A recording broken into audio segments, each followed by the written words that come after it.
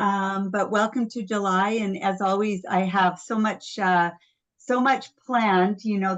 But we also want to have time to connect and have conversations around what we have been experiencing and what we've learned. So let's just take a moment to get present and get grounded, and then we will be just celebrating our wins, big and small. So as we're getting grounded and coming into the moment, we can start to think of things that we're grateful for. That sometimes we've had wins and we forget that we had that win, or what is it that I could celebrate and share? Even the small things like, I didn't mess up a recipe last night. That would be one for me sometimes. although that's not one, that one's made up. But so let's sit nice and tall in our chair, and you're welcome to plant your feet and just sort of rock side to side. Remember that seagrass motion. So what you're doing, if this was my pelvis, you're rocking from one sits bone to the next sits bone. And as you're doing that, you're just allowing your body to sway. If you picture the seagrass in the water, this is a beautiful technique. If you're starting to feel a little overwhelmed, you feel like things are coming at you too quickly, right? It's just we start to bring ourselves into flow into the body. So as you gently rock, let it feel good. Just allow the upper body to move effortlessly, right? You're following the motion of your pelvis, and just take a breath in and a breath out. Good. And a breath in. And notice if you're thinking about other things. And when you notice if you're thinking about other things or there's distractions, just notice that that's happened, and then just come back into the sensation of your body and your breath. Now start to settle down so you're feeling nice and anchored into both seats. Place one hand on your chest and one hand on your belly. And just take a breath in and notice if your belly or chest rises first. And then exhale, notice what softens first and what softens second. And do that again, just being in the noticing. And then exhale. And now intentionally cue your belly to rise first. So as you breathe in, your belly rises, then your chest rises. And then your chest softens first, and then you gently pull your belly towards your spine. So you're actively contracting through those deeper core muscles.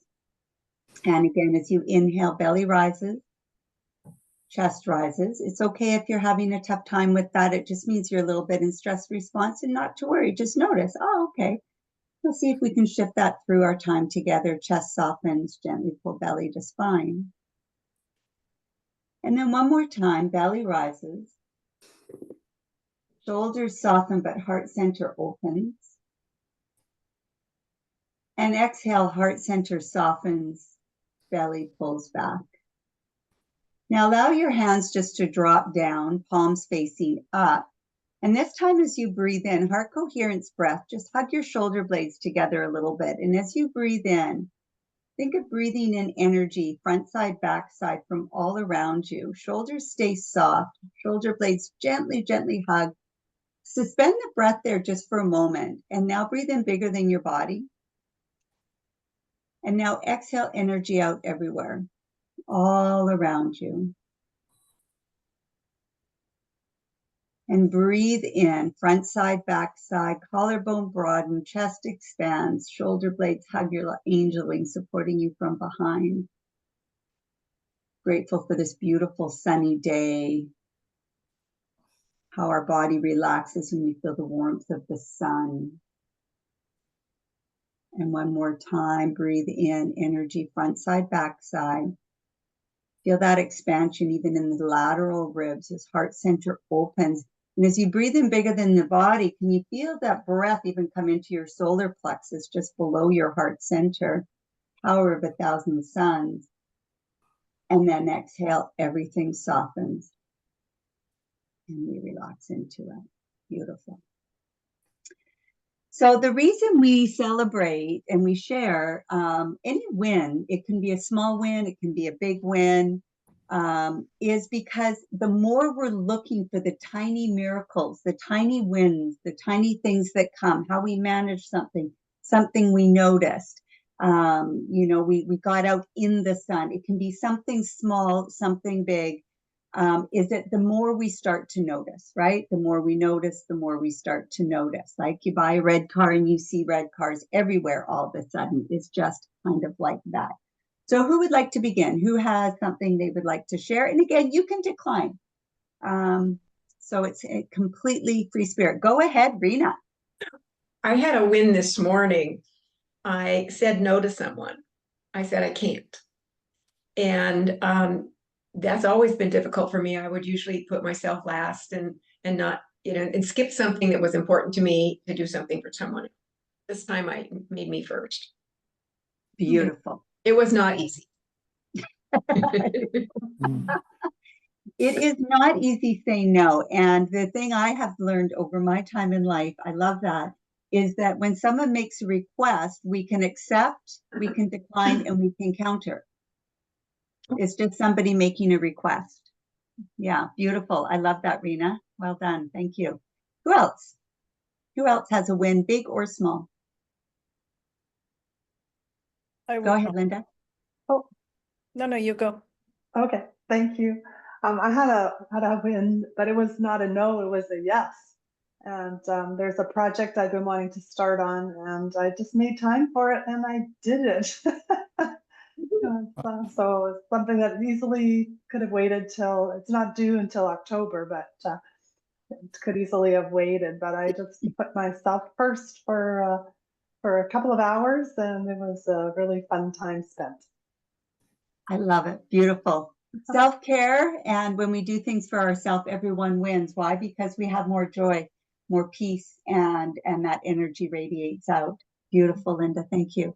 Who else? I've been wanting to do some strawberry preserves, and I really, really dislike driving, especially on freeways. And I've been stressing over how I'm going to get a flat of fresh strawberries.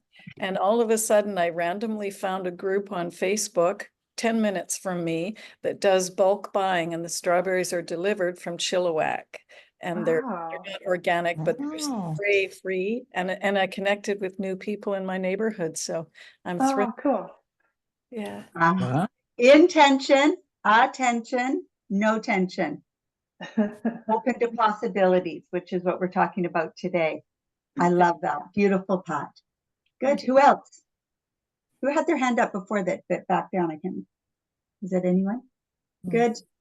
Anyone else have any? Yeah, go ahead, Sharon. Okay, even though telling Linda all my problems in my life earlier this morning, I did have a win. I have a maintenance man, and he came over after my holiday, June 3rd, never heard from him again. I thought, oh my God, because that's part of one of my intentions. And I just sent a very nice text, talked to a girlfriend, changed it a bit. My God, he came over the week before the holiday, and for 2 days, and the second day sprayed the whole deck's been stained. Outside looks fabulous. So just have to move the table umbrella out when I'm going away up the Sunshine Coast over the weekend. I'll do that next week, and made a start. So that I feel really good. Now I can start working on the inside of the house. Gorgeous. So do you hear there's an intention? She has this, her intention was about the having someone to support her and taking care of her house. And then the attention was sending the email, right? Rather than going into victim mode, she went into creator mode, front side of the model, and you caused and kept it in motion. Beautiful, Sharon. It worked. Right? It worked. I feel really good about it. Awesome. Great. Who else? Who else has a win, big or small? Okay, go ahead, Dale. You just have to unmute yourself. I like your haircut. Looks beautiful, by the way. Yeah. I think for me, it's kind of just lately meeting new people and lovely new people and kind of growing friendships. Beautiful, beautiful. How are you meeting the new people? Well, one of them is a neighbor that I kind of knew like just briefly, and I met her at the mailbox, and I don't know, it just felt right, and so that friendship is expanding, and I volunteer at the senior center, so I've met a lot of people there. So you're putting yourself out there. Yeah. Yeah. And that's beautiful. And we've talked a little bit about that in terms of, I am enough, I am worthy, these sorts of things that when we're walking along the street, see someone with the dog, comment on their dog, comment on their beautiful garden, these sorts of things that start to be in connection with others. Beautiful, beautiful, Dale. Thank you. Anyone else? Who else? If you're a decline, you just decline. It's okay. All right. We'll move on. Okay. Awesome. So last month, and it doesn't matter if you weren't here last month, because it all starts to come together. And in fact, some of the things we did last month, Pat and Linda, is we covered in the 4-day challenge. So you're in the perfect right place. But what we did last day is that we talked about the energy system that is you. I'll just share my screen just to review the picture. Hold on, it helps if I share it. And you had my beautiful artwork. Can you guys see my screen? Can you see the energy?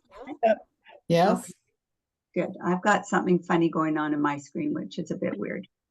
So here's the energy man. And we talked about when we come in, you've seen that picture of you being us, we are pure consciousness.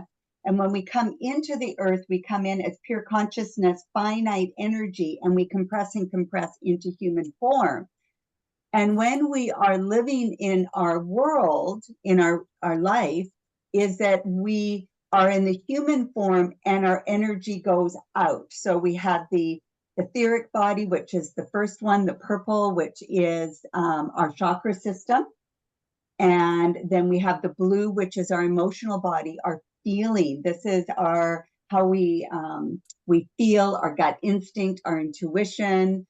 And then the red is the mental body. This is where we create our beliefs and our stories about our life. This is where we dupe ourselves, right? We start to create from the past. And then the green is our spiritual body. And that is when we have energy flowing through our body. So when we're talking about healing, the first step is that we come into the chakra system where we're healing and connecting the flow. So this is why the breath work is so important. This is why feeling into the body and being the breath. This is why noticing when we have something going on, where do we feel it in the body? We talked about taking it to the body. Okay, this happened, I'm having a reaction, rather than we say, don't name it, feel it. It's rather than saying, this is bad, this is horrible, I can't believe this happened. We come into the body and we go, well, where do I feel that in my body? I feel tight in my chest. So we breathe into the chest till it releases. And this is how we can roll through the challenges of life without it making us sick, right? Without all of a sudden getting migraines, without ending up with IBS or gut issues. How can we move the energy and keep it moving through our body so that we stay grounded, so that regardless of the circumstance, right, the energy doesn't get trapped in our body where it causes havoc, which is where we then went into, this is basically what I've talked about. So if we have not healed from experiences in the past, what happens is we have these energetic interferences in the body. And really what we're saying is that we have to build the circuitry in the body in order for us to be able to manage. So as we're little and things are happening to us and we don't have the circuitry to manage these things, right? Like simple, I put my hand up in class when I'm 7, everyone laughs at me. I decide it's not safe to speak up.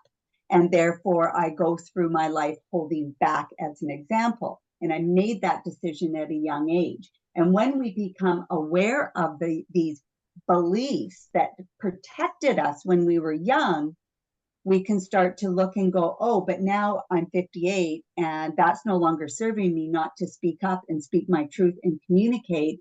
So I start to release that part of me that was protecting me. And how do we do it? We can do it through hypnotherapy. We can do it through breath work.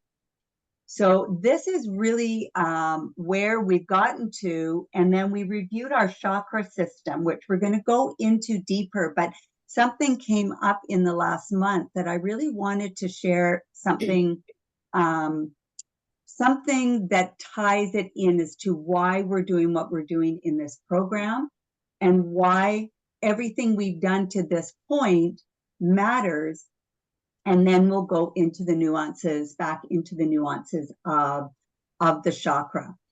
So what we're going to do today, or not, it's not tonight, I didn't change that, is we're going to talk about something called the trap door. And then we're going to look at how do we transform?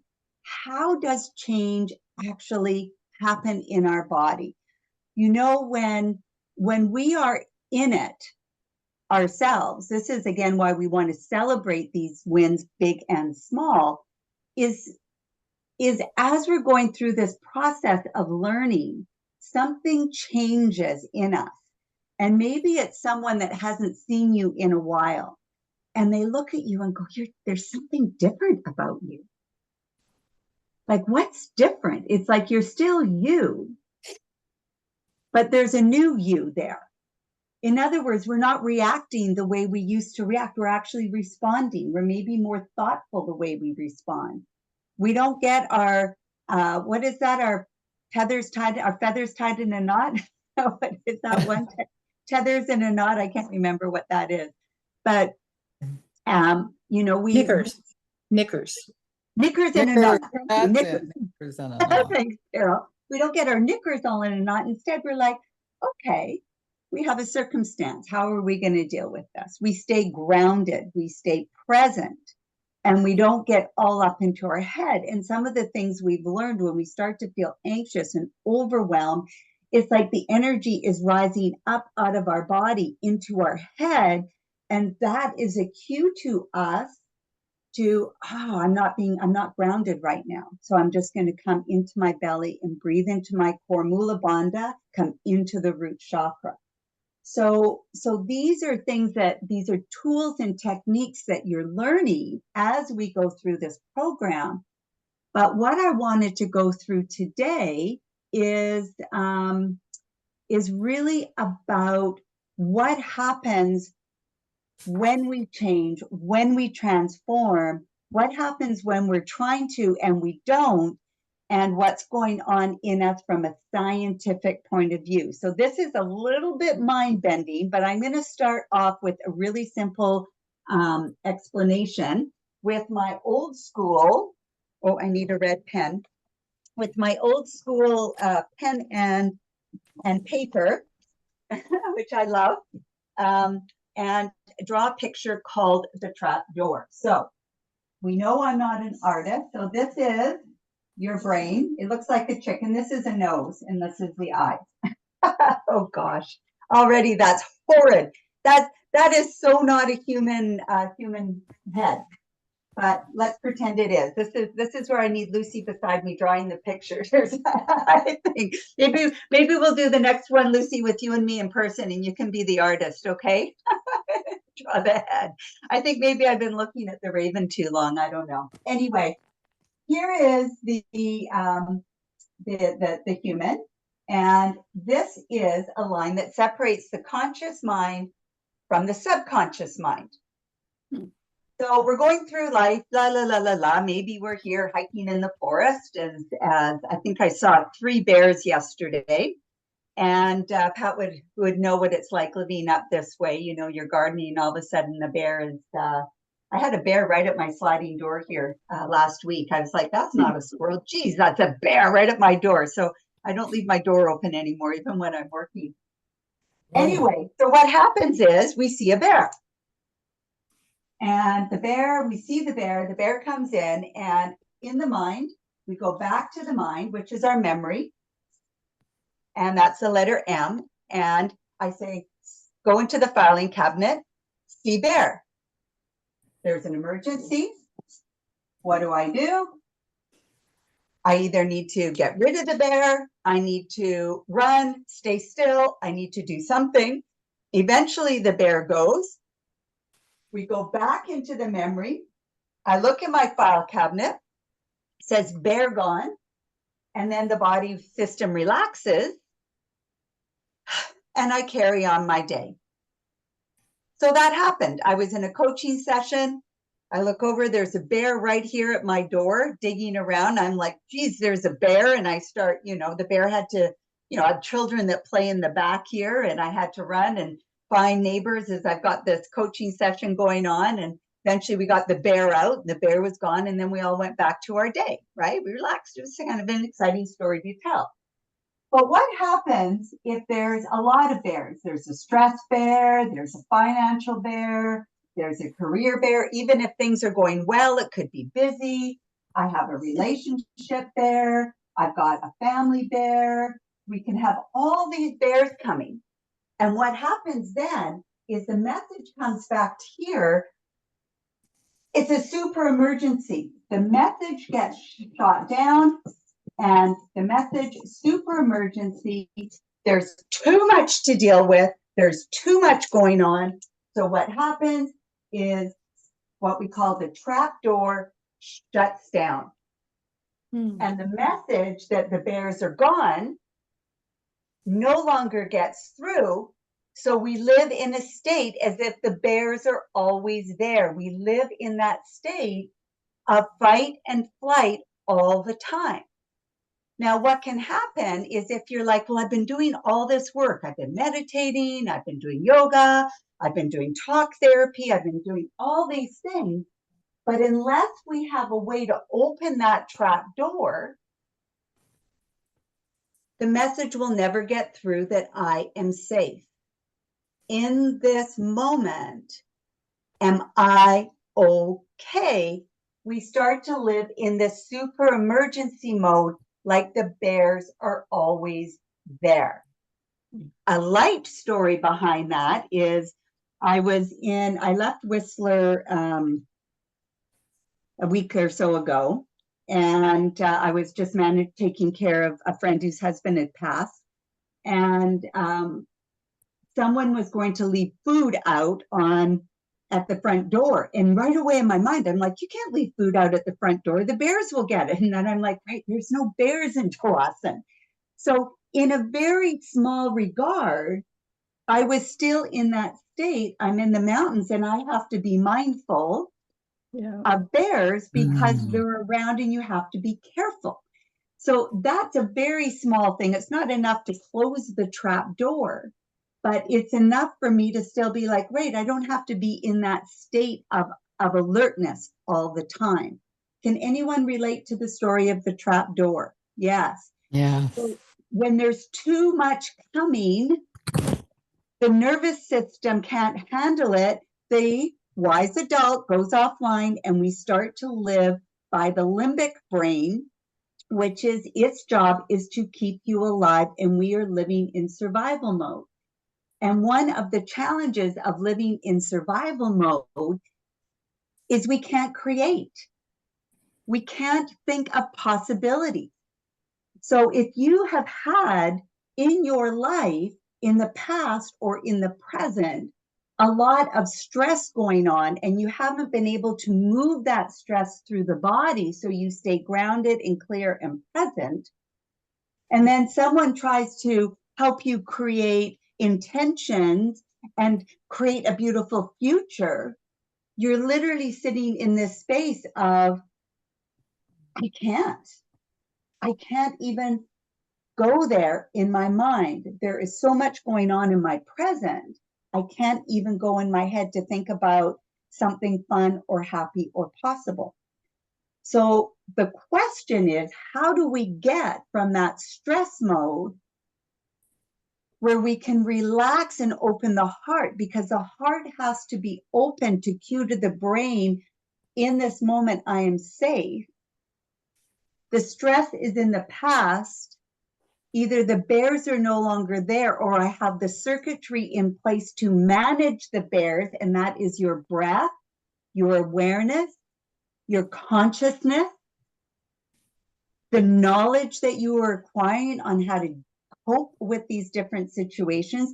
This is a circumstance. How are we going to deal with this circumstance? Is this something that worrying about it now is going to serve me? If I'm worried, let's put a plan in place. Now I'm just going to come back into the moment and not create worry and angst where it's in the future. And I don't know how the future is going to go. When my son was going to university, one of my kids, and it happened actually to all of them, just before them going, they were freaking out. It happened to my brother's daughter and people around me. They're like, why is my child crying all the time? They're going to university. Because it's unknown. They're growing. They're going into a new situation. There is growth and expansion. And if you are in a space of growth and expansion, it's going to be uncomfortable. And kids, especially if you haven't moved a lot, have been in the same school with the same friends their entire life. And all of a sudden, they're going off to university and it's unknown. And so they start to freak out and cry. And some of them, after even one semester, it's too much. They can't handle it. They quit and they come back home because it's so much growth. So I said to my son, well, it's really the unknown. And right now your brain is going to, what goes wrong? What if I don't meet people? What if I don't fit in? What if I don't belong? What if I get lost? What if it was going to be magical? What if it was going to be fantastic?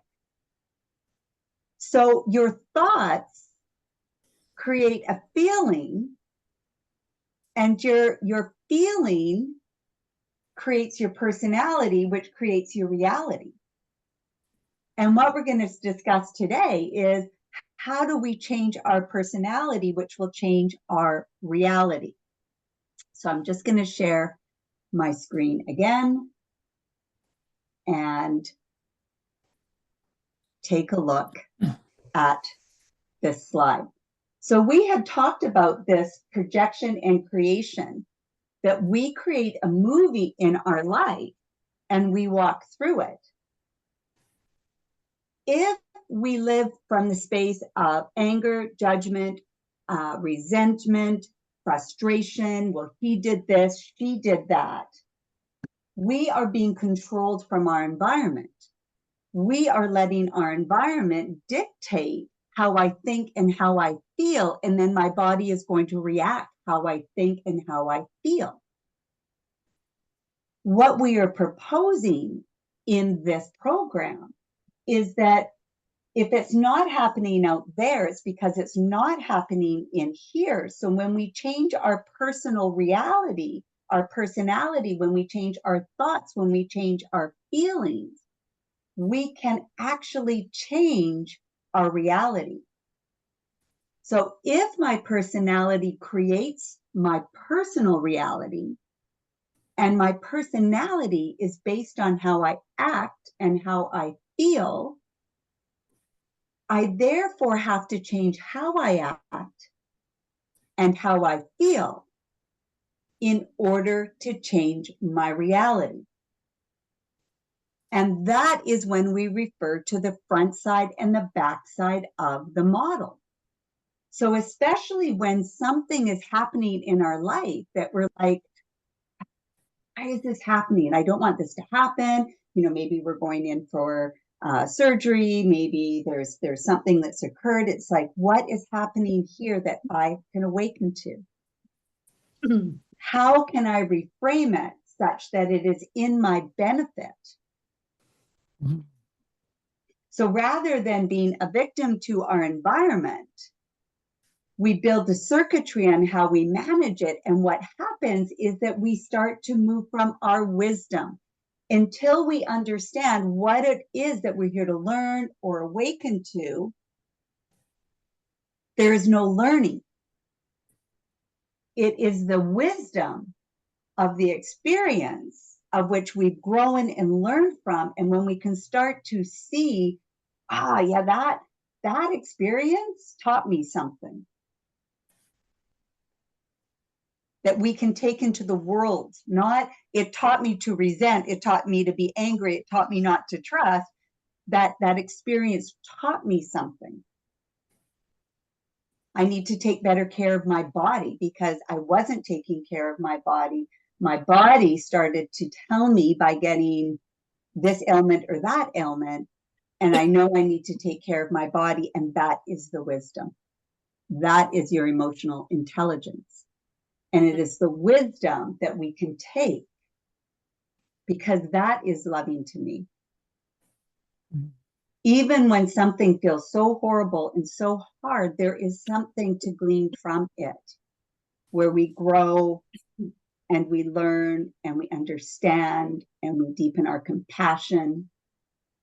Maybe it's to support others who are going through something similar, that you can use it for the greater good. And that is the wisdom. Mhm. How are we doing with this? Good. Doing okay, because it's going to get deeper. All right, so I'm going to share my screen again. So what we're going to go through, this is the work of Joe Dispenza. If anybody has read his books or watched his programs, this is really combining what we've been learning in this program in the world of energy medicine and the different works that we brought in, especially from Dr. Sue Morter and the energy codes, and taking the science that Dr. Joe Dispenza. So what he does is he takes the concepts and the principles that we've been learning from and what I've been teaching, but he puts science to it and he backs it with research. So we're going to look at 4 practices that will transform your life, and you'll see how it weaves into what we have been learning. Number 1 is that your personality creates your personal reality. And what we're saying by that is that your thoughts and your feelings and your emotions create your personal reality, because your thoughts and your emotions and your behaviors are based on your perception of what's happened. So how can we change our personality to change our reality? And then we look at, if we are truly creators and have a hand in our lives, when we are living in survival and living in stress, it's not a time to create. It's a time to run and tuck and hide. So how do we convert from a place of survival to a place of creation? And then what is the creative process? And how do we get ourselves into a state to be in a place to create and see possibility? So if you have been living in stress for a long period of time, how do we actually shift out of that so that we can change our personality, change our reality? And the only way to do that is to be in a place where we can create and see what's possible. So if you have struggled with some of the concepts that we've talked about in terms of creating your intentions and those sorts of things, I know that there are some that have been like, oh, this is really like hard for me to see that. We actually need to get you out of that stress response in order for you to be able to get there. So it's okay if you've been feeling that way. So then 4 is, how do we move out of the state of disorder and get our heart to open? Because if we are going to believe in the future that we're imagining, our heart has to be open and activated. So this is why the breathing, the heart coherence breath, the manifesting breath, working through the chakras and those 4 anchor points in the central channel breath that we've been doing is so important. Because when we open the heart, the heart relaxes and it informs the brain to move into a more elegant state where we can start to create and see images and pictures. And that is where our chemistry changes. And especially for those who have expressed difficulties in meditation, for example. It's like, I just can't listen to those meditations that I send. There is that sense where we start to shut down and go back into our past mind, into the familiar, because slowing down is like, whoa, that's unfamiliar. So how do I go from the past, which is familiar, and stay in that meditation? So the second, when you're listening to the meditation or doing your own meditations, you feel yourself going, I can't do this. I need to stop, right? We start looking at our phone, we start to get up and walk around.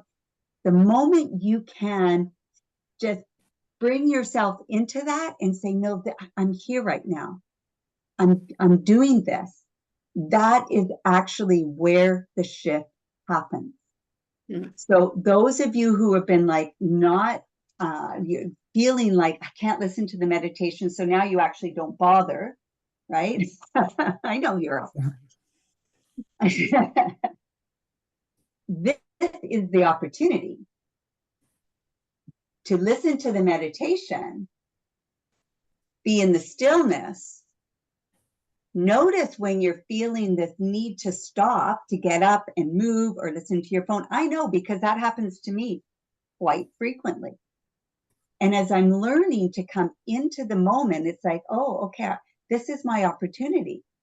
My body is pulling me into the past where it's familiar. I don't want to go to university. I don't want to go. I want to stay home. I'm just going to go and work at the mall, right? I'm just going to take a gap year or whatever it is. Not that there's anything wrong with that, right? But it is that familiar that our body likes. But if we can sit in that meditation and say, no, I'm going to stay here. It's only a few more minutes, and I'm going to be in my breath, and I'm going to stay in my body. I'm not going to be in my past. I'm not going to be in my future. And I'm just going to be here right now in the present and breathe. That's the moment the heart opens. That's the moment the chemistry changes. That's the moment that the signals go to the brain, where we can start to change the brain waves, the activities of the brain. That's the moment where the creative center opens and we can actually start to change our thoughts, which changes our feelings, which changes the chemistry, which impacts the genes in our body. Right? A lot of people think that it's the genes that are causing an illness or disease. It's not the genes, it's the chemistry that impacts the genes, that causes the genes to then become weakened, which causes the disease. Ooh. So this is like, whew. So what we're suggesting and what the science has proven in the work that Dr. Joe Dispenza has done is that we can actually manipulate our our genes by changing our thoughts, which changes the feeling, because the thoughts create a chemistry that give us a feeling, which impacts the body. So you can make yourself sick with worry. Anyone made themselves sick with worry? Yeah. Yeah. I think I mentioned to some group, when my son was breaking up with his girlfriend, he literally got the stomach flu. Was it the stomach flu? I think I ate something bad. It's like, no, you've made yourself sick with worry. And it weakens our system. It weakens our immunity. It weakens our ability to think clearly and stay grounded. And we start to wear ourselves down, because now we're back here in the limbic brain of fight, flight, and we've got 9 bears coming at us, which is overwhelming. And therefore the trap door shuts down And then we think, oh, well, I'm doing all this stuff. Well, until we can start to open the trap door, and how do we open it? It's about coming into the present moment, into that awareness, into that space of consciousness, of knowing what your thoughts are, being aware of your thoughts. And so the invitation over the next month is, when you wake up in the morning, notice the thoughts that are starting to come to you. Notice the thoughts that you have throughout the day. They're going to be the same over and over and over and over again. They lead to us feeling guilty. They lead to us feeling angry. They can lead to us feeling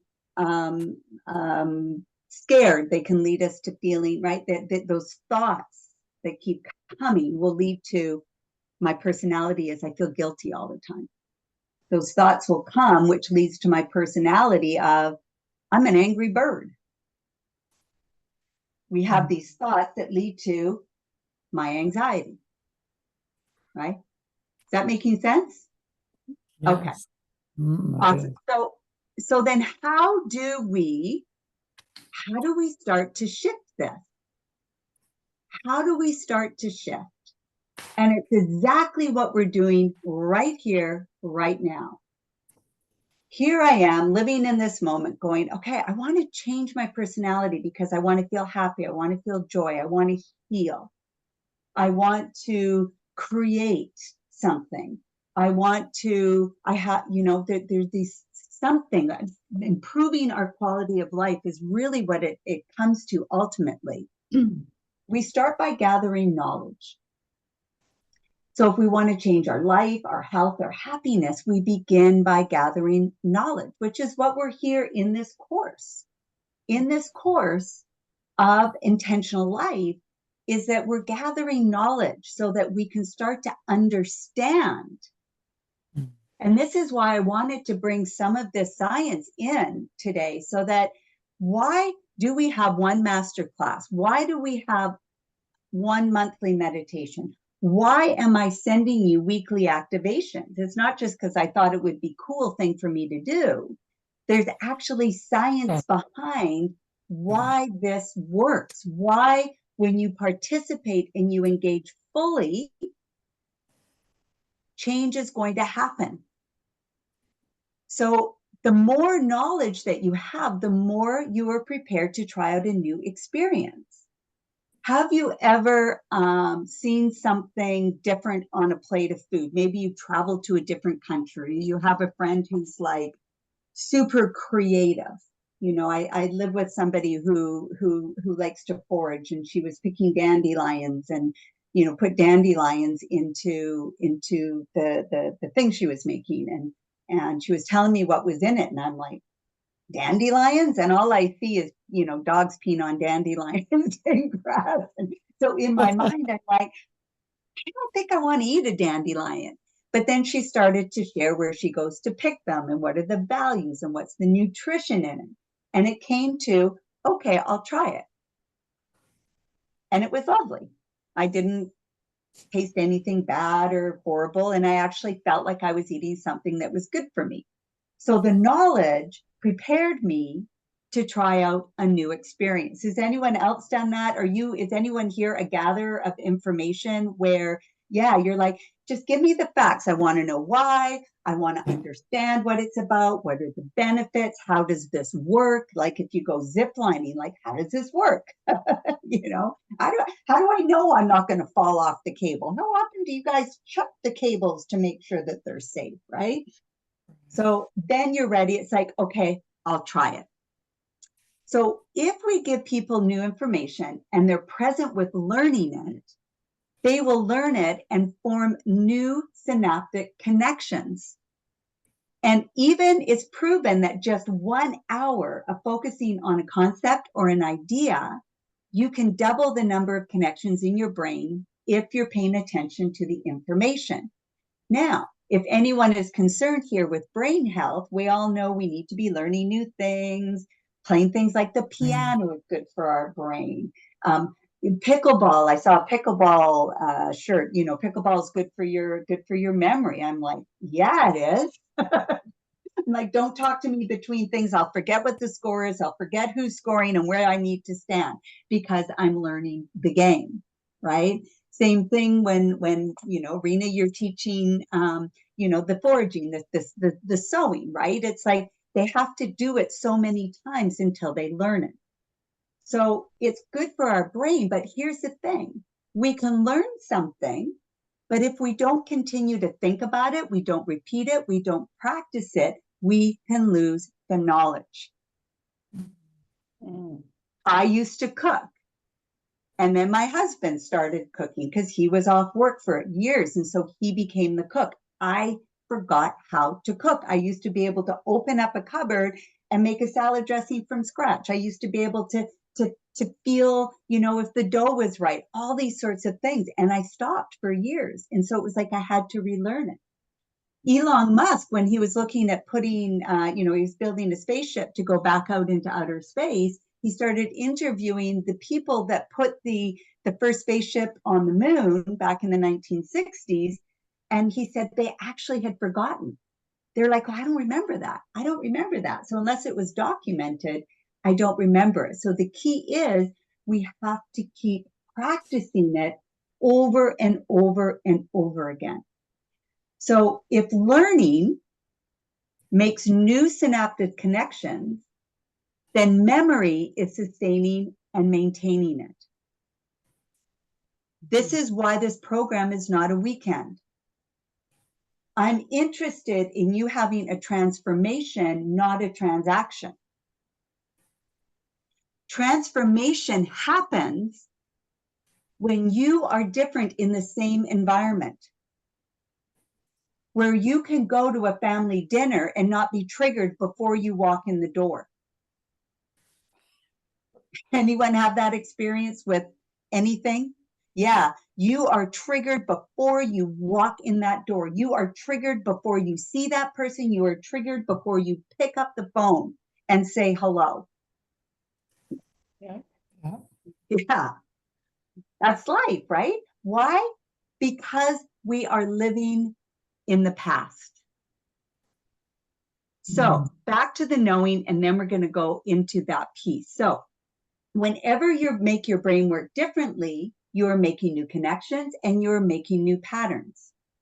This is why I'm bending your brains a little bit today, because I want you to start to look and go, whoa, right? That's a little different. Do you ever go out on vacation and come back and see your house newly? You walk into your house and you start to see things when we start to see the dirt on the floorboards, right? Yeah. We start to see a lot of things that we stop noticing. So when we make our brain look different, we create new connections and new patterns.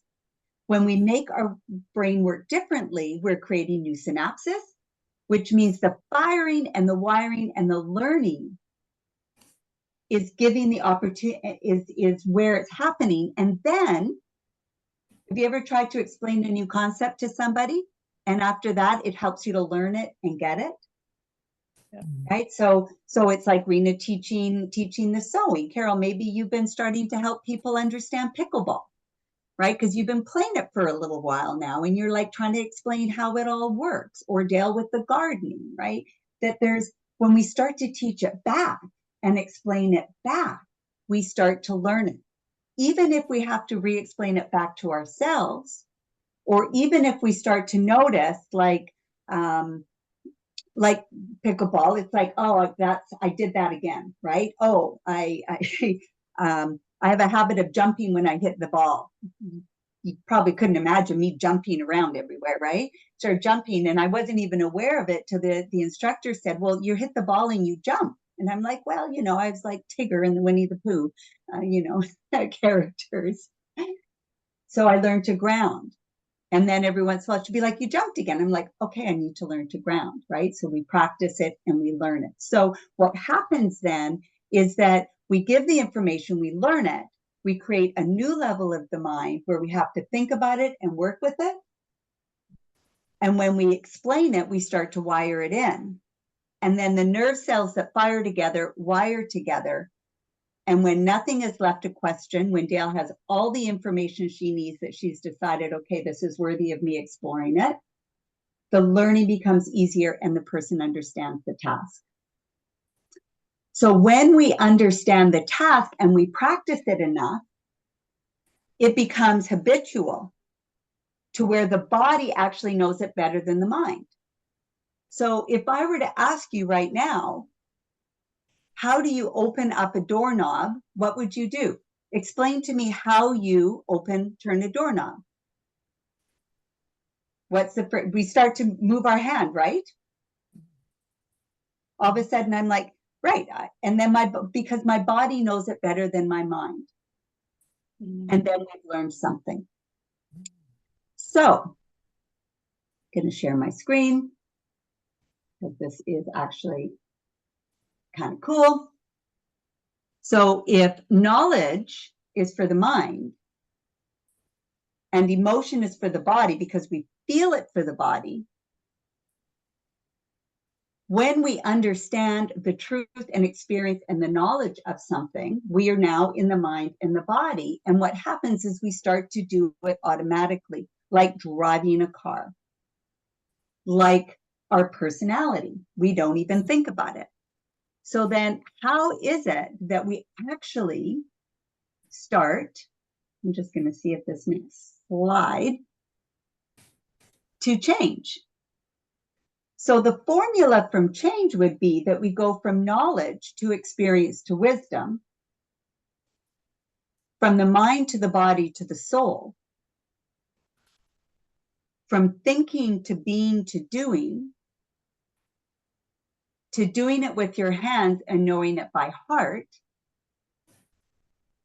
to believe and behave and become. That is the formula for change. Cool, right? So what does that mean for now? So, any questions so far? So the learning has to happen over and over and over again. And that's why, as much as you can within the, the life and these sorts of things, to listen to the weekly activations, to listen to the meditations more than once, if you can, daily or weekly, because this is how you're going to fire and wire these new concepts of living on the front side of the model versus the back side of the model. We're already seeing changes in each other when we're starting to share our wins. When you talk about, well, this is what I'm doing. Dale, you're going out and you're chatting with people. Well, where did that, it's like there's something in you that it's like, I want to connect with people. Well, I need that intention, attention. And now I'm just going to go and put myself out there. Rena, with the intention of creating a foraging group, a sewing group, all of a sudden these things started to come. As we're changing the synapses, the heart opens, it says signals to the brain, situations and circumstances start to come.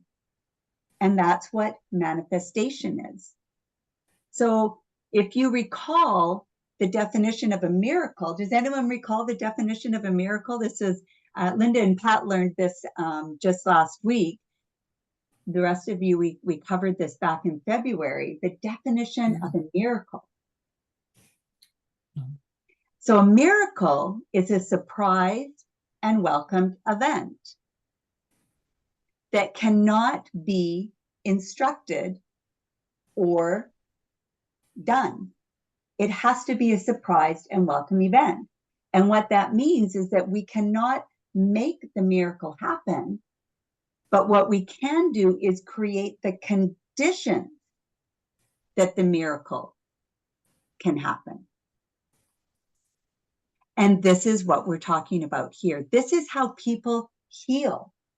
They've got, been diagnosed with some, with cancers or this or that, and they start to change the way they think. They change the way they feel. They start to act differently around their ex, around their families, around their coworkers. and then their body heals. So in one of the studies that Joe Dispenza did on meditation is he took a group of people that had some disease or diagnoses, and they did a 7-day meditation retreat. And they did all the markers. They, tested where they were at in their blood levels and their peptides and all of their different markers that they can measure the change. And over the 7 days of the meditations, their markers were different. There were changes in their blood. There was changes in their heart rhythm. There was changes. These people were starting to heal because they were shifting what was happening from the inside, and they healed themselves. So when we are meditating, we are not meditating to heal. We're meditating to change, and the healing happens. So if you believe that your thoughts have something to do with your destiny, and 90% of your thoughts are the same thoughts that you had the day before, if you are not defined by a vision of the future, then we're left with the memories of our past, as the same thought is a memory of the past experience. And this is why we create our future at the start of this program, and we live into the created future. Everyone here created 3 intentions. We did the exercise of February 1st, 2025. What will have had to happen so that I can look back on this year and say, that was the year I changed. That was the year that this changed in my life. Because unless we are driven by a created future or a vision of the future, which we call an intention, we are going to be living from the past. And when we live from the past, we are living into a predictable future. If our thoughts stay the same and we wake up and we do the same experience over and over again, we keep thinking the same thoughts, making the same choices, doing the same things, keeping the same habits, and reproducing the same experiences, we're stamping the same networks of neurons into the same patterns for the familiar feeling that confirms our identity. And we do it over and over again. And that is what we call our personality. And our personality creates our personal reality. So take a big breath, because that's a big one. That's a big one. So the more aware that we are of our thoughts that we have on a daily basis, you go for a walk and we're ruminating the same thoughts over and over and over and over again. We can write down the thoughts that we have over and over again, and then write down the thoughts we want to have. And this is why we're learning. Let's celebrate our wins, big and small. What are we grateful for? Even if it's, I'm grateful for the beauty of that daisy that I just walked by and saw. I'm going to pause. Linda sent me this beautiful video of, she noticed a butterfly that was feeding on her flower in her garden. Anything. Be in the noticing of the wonder of nature. Be in the noticing that I'm glad I got the earache before I went on my trip, because if I got the earache when I was on my trip, it would have been a lot harder to manage it than if I got the earache before I went. All of these sorts of things are going to start to create shifts. Because if we keep doing the same pattern over and over again, what happens by the time we're halfway through our life is that 95% of who we are is hardwired into our attitudes and our beliefs and our perceptions, Our unconscious programs are automatic responses and give us the same behavior over and over again. So if we want to change a change in our life, we have to change our personality. And nothing in our life changes until we change. And the more you're in the noticing of how you're responding differently to things in your life, how you're creating things differently, you all are, you've all shared it. You've all shared it already in different shares. You're like, a year ago, I wouldn't have done that. A year ago, I would have reacted different. A year ago, I would have said yes and then resented it. Yep. A year ago, I would have held on to that.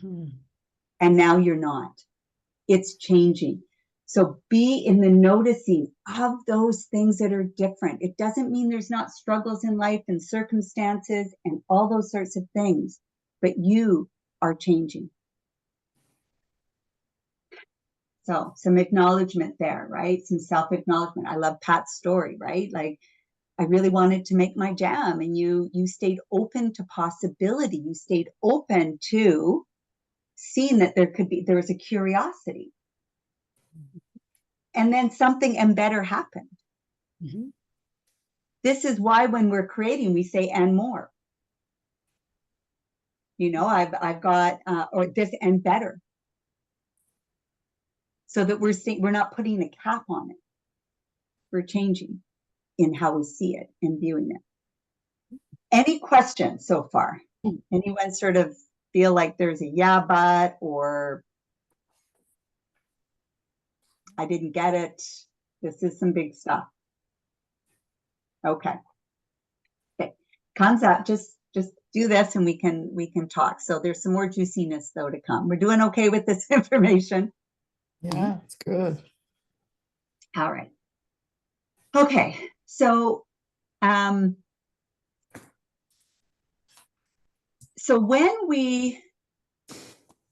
order for a person to change, we have to make we have to become so conscious of our unconscious thoughts and memories that are connected to the old personality, that we would not go unconscious to those thoughts in our waking day. So that's the thing. Write down these thoughts. You wake up, it's like, oh God, here we go again. Or you hear a sound, it's like, oh my God, that again. Notice what those thoughts are. Write them down. Be so conscious to words that you say, right? You know, my life is in a shambles. Everything's going wrong. This is a disaster. Right on. For me right now. Right on. You would not believe everything that's going wrong right now. Right? So when we open with that, we want to be so aware that this is what we are starting to think, because this is part of connected to your old personality as you're awakening. So thoughts like, I can't, it's too hard, I'll never change, I'll never heal. It's my mother's fault, I'm not worthy, right? I'll never reach my dreams. These are the thoughts that are happening behind the scenes of our awareness. And we believe them to be true. And it's programming our biology to be the same. We believe the behind the scenes, and we act and accept that this is the reality. So the moment we notice that that's what's been happening behind the scenes and we don't want it to be the same, then we can stop judging ourselves, feeling sorry for ourselves, making excuses, complaining or gossiping. Might have been a conversation with one of you that was like, I'm going to stop gossiping. We talked something about gossiping. We stop complaining, so we don't default, we catch ourselves. And this is the program that anyone who wants to heal has to be so conscious of the unconscious habit that we don't default and go back to the same way. So when we talk about change, it sounds simple in that really, if we want to change, we have to make a different choice today than we did yesterday. Simple, right?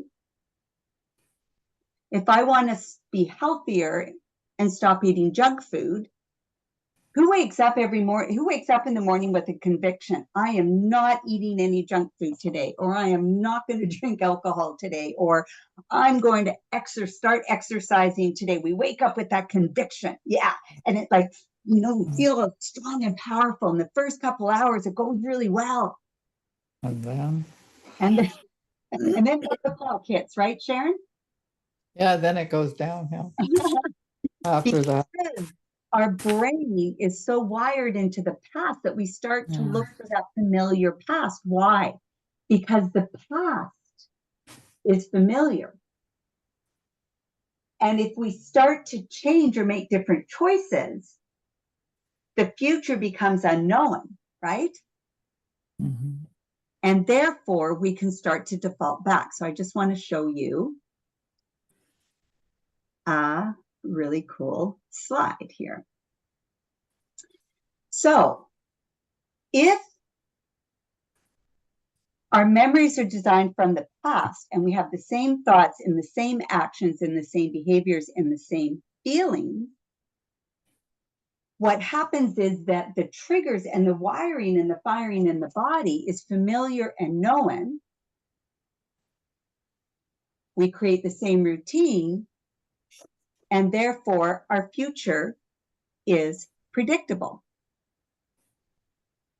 However, if we have new thoughts and new choices and new actions and behaviors and new experiences, we have new feelings, which means we are starting to change our personality. So we're going from the known past to a predictable future, from being here in the present moment, making a different choice in the present moment, stepping into the unknown, which is going to create a new experience and a new feeling and a new personality.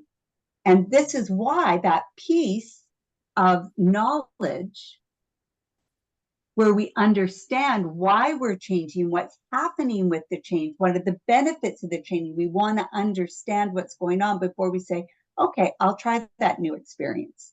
This is why it's great to, take your kids to university. I'm going to take you to university and we're going to tour the dorms, and we're going to, they have networking where the new students can meet, right? They do these things in advance, where the students going into university have a level of comfort versus, oh my God, my mom's putting me on a plane and I'm like going to hop on a bus and I know no one and I haven't seen, right? This is why now they in June or May or whenever you go and you visit and you do your research so that there's some information and some knowing. All right. You guys are doing awesome. We are going to do some breath work after this just to really clear the cobwebs and settle in this. So what this research that Joe Dispenza has done is that he's tested the theory of change. They tested meditation and awareness and consciousness as their model of change. So as I mentioned earlier, they weren't doing the meditations to heal, they were doing it to change. And when they changed, they would heal. Because here's the piece. If we've got the familiar past hardwired into our body, but leaping into the future of the unknown feels too unpredictable, that it causes our nervous system to revert back to the past, which is why it's like, oh, maybe I'll start tomorrow. The sweet spot is in the middle, which is in the present,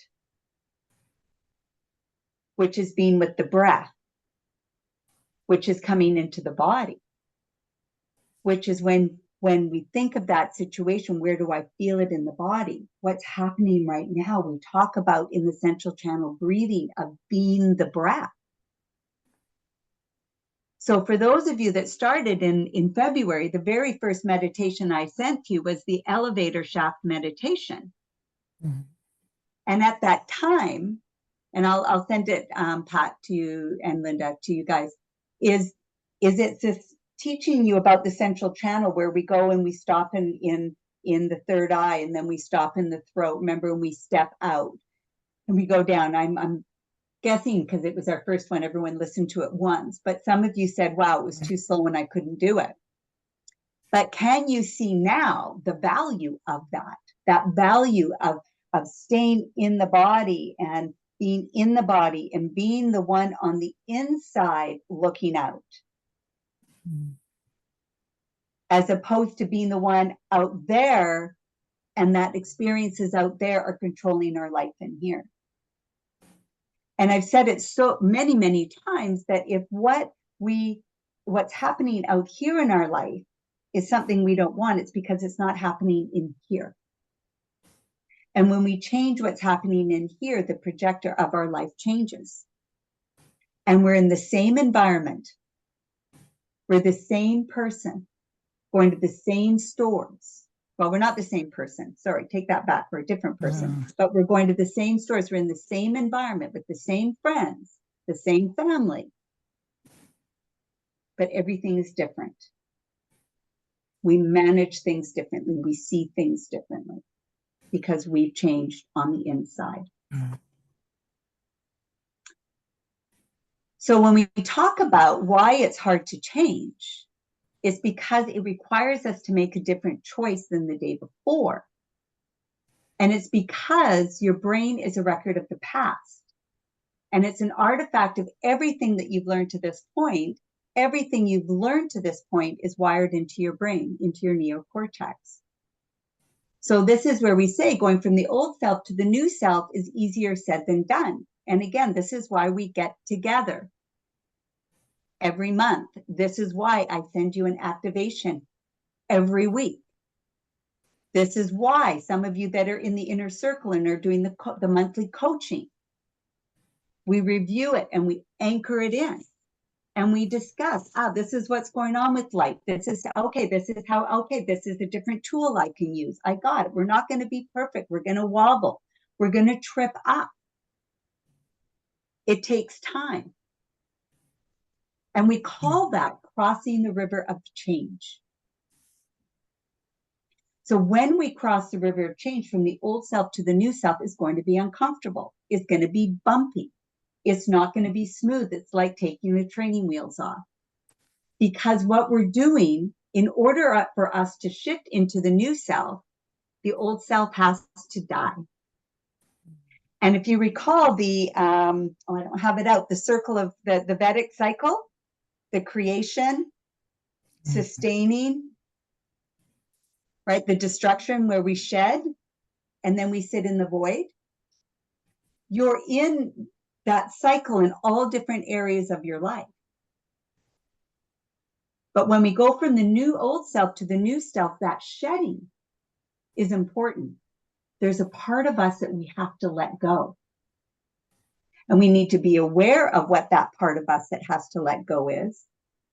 And we also need to give the time to release it and to feel into that. So crossing the river of change. I'm going to share my screen.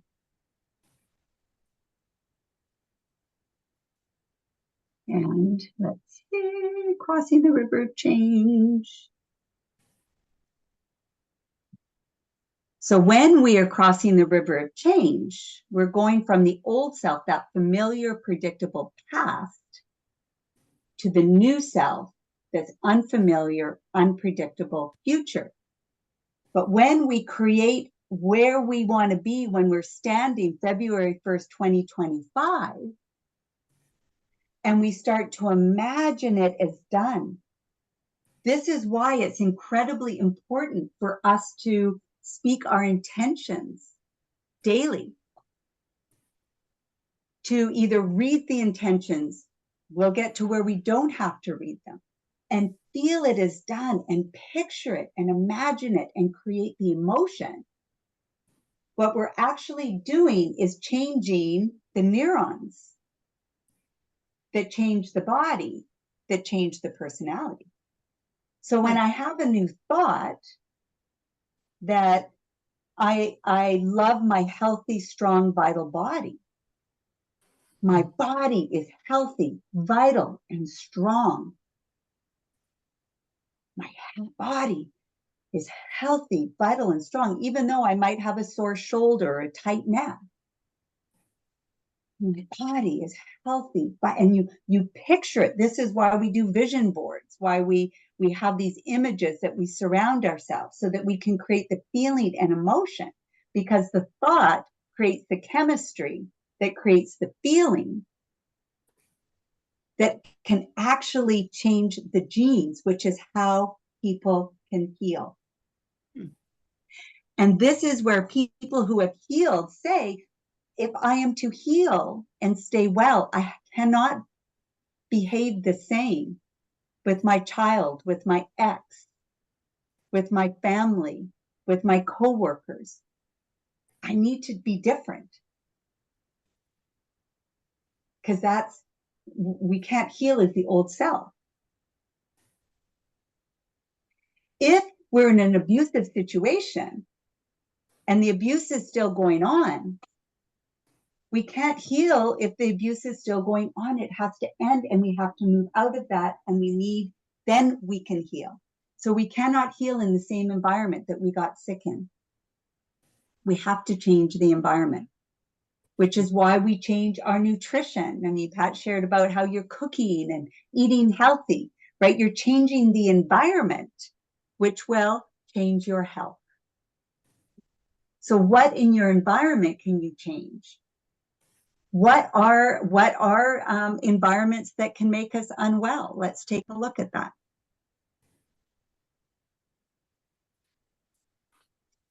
So when we are living in stress and survival, we have physical stress such as trauma, injuries, accidents, falls, fatigue, lack of sleep. We have chemical stress, toxins, colds, flus, viruses, bacteria, hormones in food, pollutants, poisons, hangovers, imbalanced blood sugar levels, pesticides.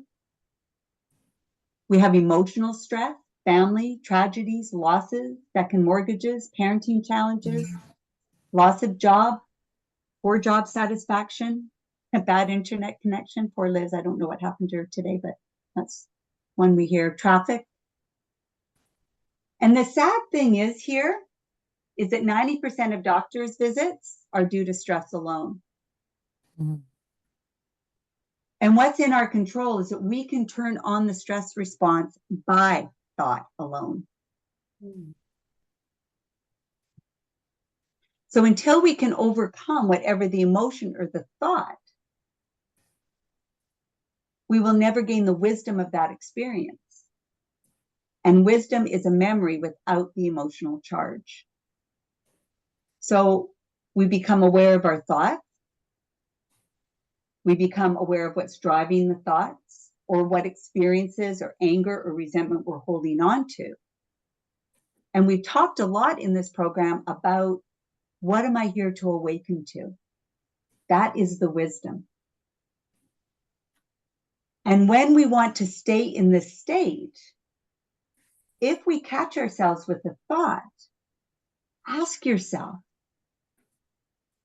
is this thought loving to me? Is this thought loving to me?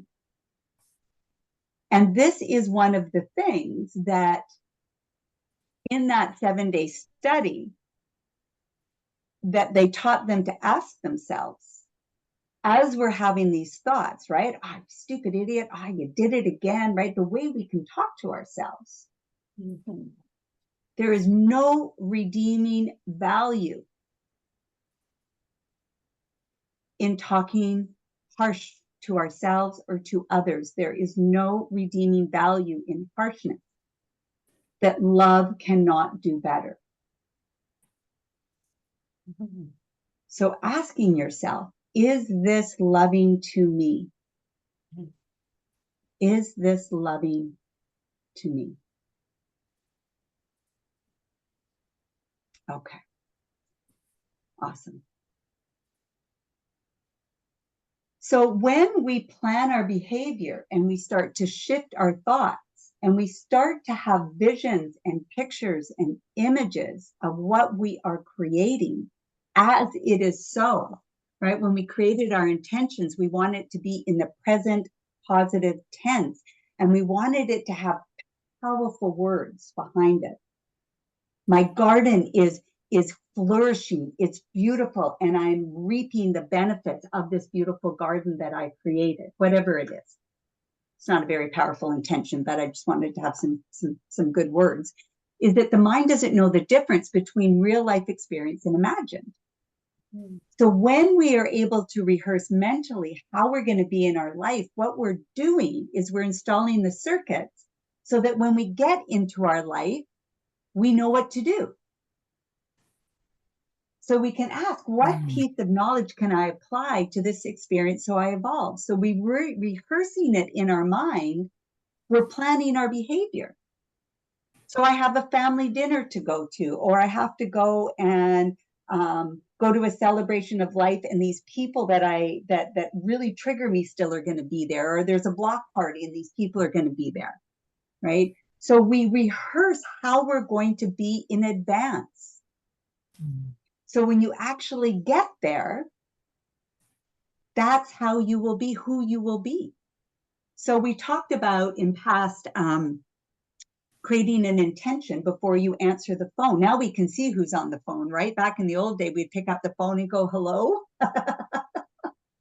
right? And now we see who it is, and we already have, because of our past, an idea, oh, it's that person. Okay, I'll answer it.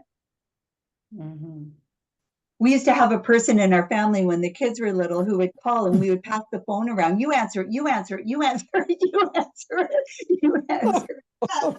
The phone is like, oh, good, it stopped ringing. Because we already have a presupposition on how that person is. And this is where we've also had discussions that we can hold people differently in different space. How we hold them is how they show up. So what if we held them different? What if we held our children as capable? What if we held our colleague as capable and held them in that space? What if we held our grandchildren as capable? What would change? What would be different in how they showed up energetically? So when we practice feeling this new emotion, we practice feeling more grateful, more free, more whole, more vital, more unlimited, more love for my life. We start to feel these elevated emotions, and we keep remembering and bringing them up so we can remember them whenever we want. I went on a hike. I was hiking, and I passed this guy, and he said hello. And I turned around. It was actually after doing a master class. And anytime I do these classes, I'm absolutely elated and overjoyed and lit up. And on the days I do these classes, I have more people engaging with me than any other day. Because there's an energy there, right? I'm lit up, I'm excited, I'm charged, I'm happy, I'm full of love and full of joy. That's what you guys do to me, just so you know. And this fellow stopped and he said, are you always this happy? I may have shared this story with some of you. And I stopped because I thought it was such an interesting question. And I looked at him and I said, in fact, I am always this happy. Some of you know Lucy and I we were inseparable in grade 1 and 2, and we lived across the street and we're best buddies. And Lucy has an uncanny memory of our childhood more than me. I think I was just so busy flitting from thing to thing, and Lucy is very observant, and she would share how she viewed me. And I'm like, that's so interesting. I can't remember what I used to say, Lucy. I'd come down the stairs and say, here I am, or something, you know? So, and then he She said, used to say, this is me. oh, this is me. This is me. At 7 or 8 years old. So then he said, do people get irritated with you because you're always so happy? So this is, I'm hiking, I'm moving past this person. Hello, I turned, I said, hello, how are you? What a beautiful day. Are you always this happy? Yes, I am. And he said, how do people respond to you? Do they get irritated by that?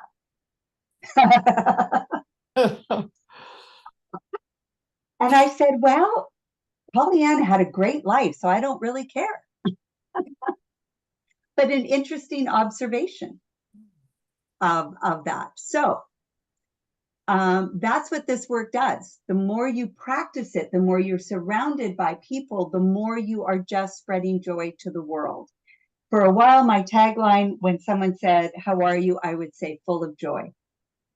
Even when I didn't feel it when I was first discovering this work, full of joy. And after a bit, I was like, I am full of joy.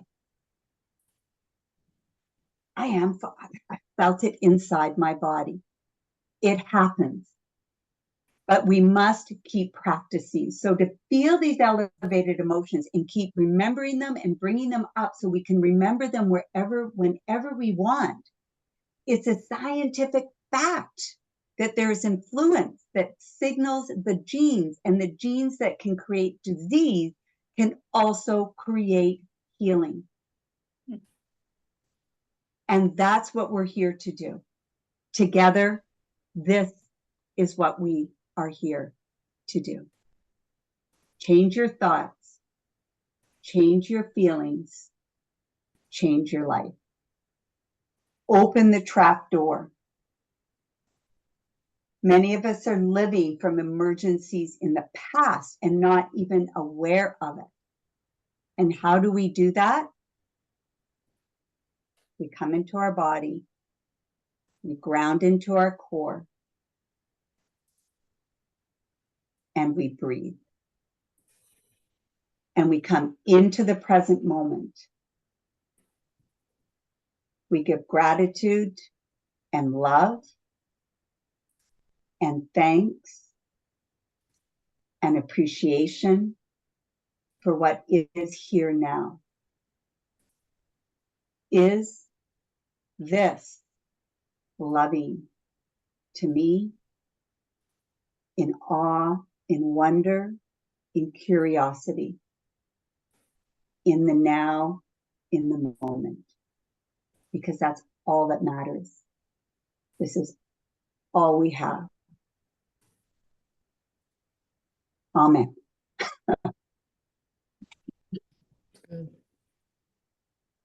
So that is, I just really, I wanted to share that because for some of you, 6 months into the program, and Linda and Pat just starting in the program, why I created it the way I did, because we want transformation, not a transaction.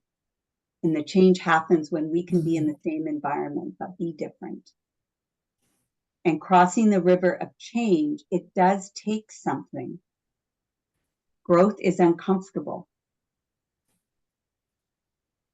We know that as babies' teeth. What do they say? The first 90 days is hardest on the mom, and then it's on the baby because they're growing, their bones are stretching and sleeping, and they have teeth coming in.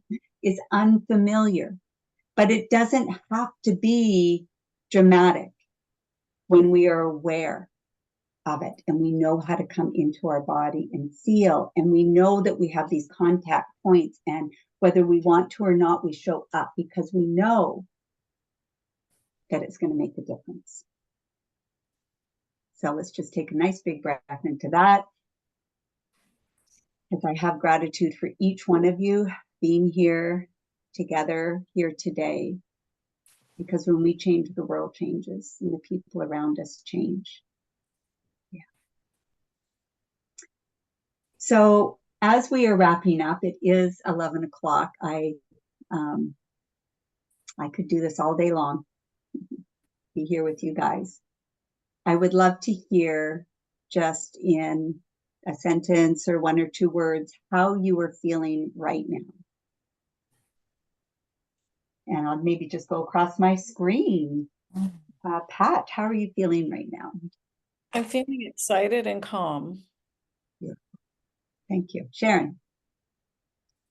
This was excellent for me. Now I know how I'm going to solve this surgery I have to have and hopefully deal with my family. So I'm feeling more peaceful, more relaxed. I'm feeling, I think now I have the knowledge to move forward and what I have to do. So thank you. Thank you. Linda? I'm feeling really excited. I think, I wasn't thinking there was a lot I needed or wanted or should change in my life. And I'm really noticing things that would be a good place to start. And that butterfly metaphor, you did that with Joe's work, and the butterfly that it actually came to me and left and came back and then lit in the flower basket, and it was like a sign.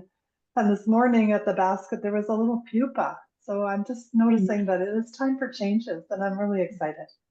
I love it. Beautiful. We're always evolving, whether we want to or not. We can evolve by intention or by default. So that is beautiful. Yeah. And don't settle just because you're where you are and it's okay. Yeah. Thanks. Thank you. Rena. Well, I've also noticed a few, while you're talking, thinking of what I could dive into in my own reality and what I need to continue to try to create with intention. When you're not thinking about this, it's like you're in robot mode. You just do everything like you do every day without it thinking. And I like the idea that we're thinking and experimenting with what our thoughts can do, and where they have led us and where they can lead us. I love that. There's the summary. There's our thought right there. Lucy. I found that today was a good reinforcement of getting me on track, because I'm back here in Vancouver with my mother. So there are challenges that that challenge me versus when I'm by myself, and I feel like I'm working with everything. So then this is the reality, and this was a good session to reinforce that. Beautiful. Yeah. And thank you for that, Lucy. And sometimes we are in the muck, right? Sometimes we are in the muck, and we don't have to lone wolf, but we can call on extra support when we are in the muck. You know, there are some times where it's like, okay, this is a lot of unknown, a lot of things to manage. And Lucy, we are here for you. You know, I really see the love of this space, even though we're on Zoom here. And so let's stay in touch and talk regularly, because sometimes that is life, right? Awesome. Thank you. Carol.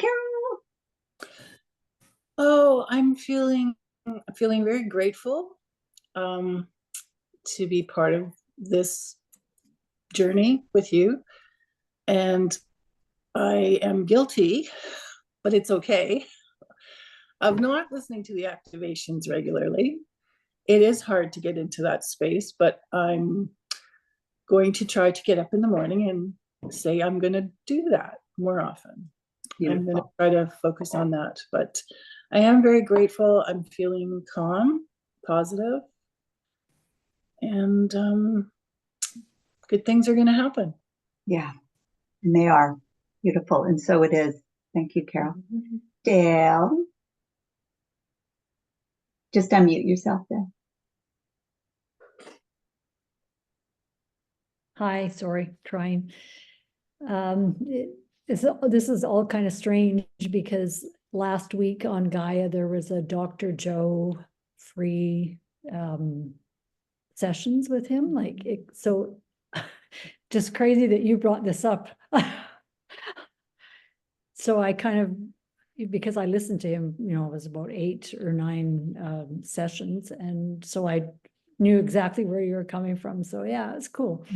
Yeah, and you do need to hear it over and over again, you know, because there is a lot of information in his work, and the science of it is you know, it can take a bit to really go, oh my gosh, right? It's definitely jaw dropping. So yeah, beautiful timing, wonderful, Cool. beautiful. Thank you all so much for being here today and being open to possibilities for you and for each other. I hold you all with much love in my heart, and please do reach out if you need anything. We Thank will you, see you on the 15th of July. I had the date wrong, but I had the day right. Thank you, Sharon, for that. Monday the 15th. I'll send out reminders. All right. Have a beautiful day, everyone. Bye-bye. Okay. Bye, everyone. Thanks, Linda.